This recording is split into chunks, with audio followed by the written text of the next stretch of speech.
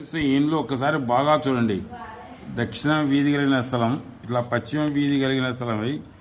పశ్చిమ వాయువ్యంలో వీధి పోటు ఇచ్చింది. బాగా ఒక్కసారి గమనించండి. ఇక్కడ ఈ ఇండ్లు దక్షిణంలో వీధి కలిగిన స్థలం అయితే పశ్చిమంలో వీధి పోటు బలంగా ఇచ్చింది. ఇచ్చి ఈ ఇంట్లో ఈయన పెద్ద టీచర్ హెడ్ మాస్టర్.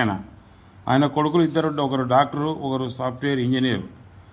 కోడళ్ళు కూడా డాక్టర్లే. అయితే కాలక్రమంలో పిల్లలకు పెళ్ళిళ్ళు చేసే బాత్రూములు కావాలని ఇక్కడ వీళ్ళకి పెళ్ళిళ్ళు చేయాలనే ఉద్దేశంతో బాత్రూములు లేవని ఇక్కడ బాత్రూములు కట్టి నైరుతిలోనే నిండా గుంత తోగినాడు ఆయన.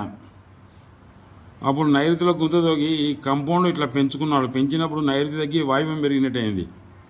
ఫ్రెండ్స్, ఇది అయితే ఎప్పుడైతే ఇట్లా ఉందో ఫ్రెండ్స్, ఈ ఇంట్లో ఒక్కసారి చూడండి.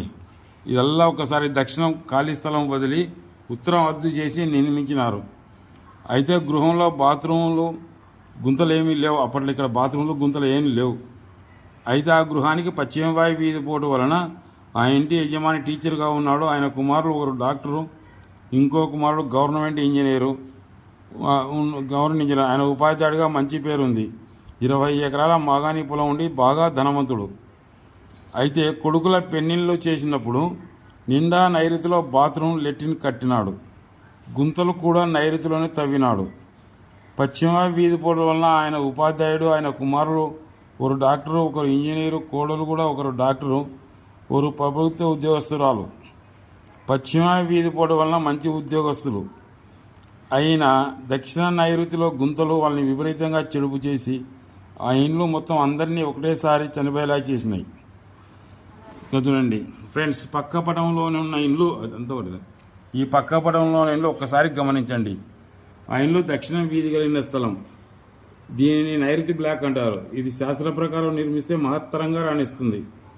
కానీ ఇంటివారు దక్షిణం ఖాళీ వదిలి ఉత్తరం అద్దు చేసి నిర్మించినారు. అంతేకాక తూర్పు అద్దు చేసినారు. అయితే ఆ ఇంటికి పశ్చిమ వాయువ వీధి పోటు ఇస్తున్నది శుభము కలగజేస్తుంది. వారికి మంచి చేసింది.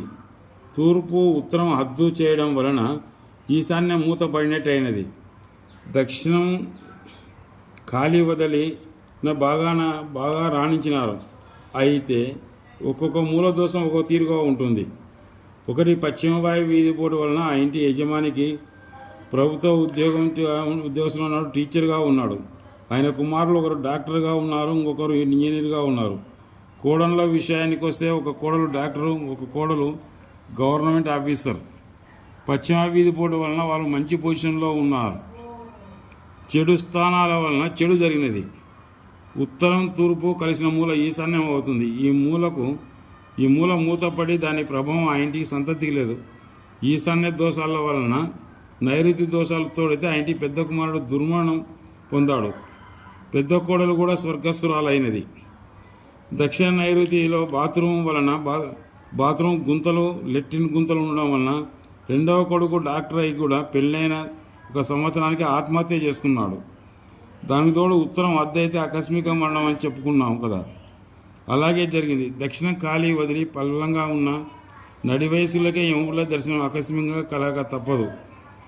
యముల దర్శనం పశ్చిమ నైరుతి తగ్గి వాయువ్యం పెరగడం వలన వంశం లేదు.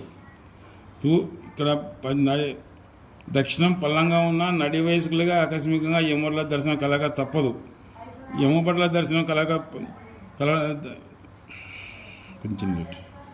పశ్చిమ నైరుతి తగ్గి వాయువ్యం పెరగడం వలన వంశం లేదు. తూర్పు అద్దుపై నిర్మించిన గృహంలో వంశం లేకపోవడం, దత్తుకు రావడం లేదా ఇల్లరికం అల్లులకు ఆస్తి సంక్రమించడం, నైరుతి మూల తగ్గితే మంచిదని కొందరు వాస్తు శాస్త్రవేత్తల అభిప్రాయం. కానీ ఇది పద్ధతి కాదు.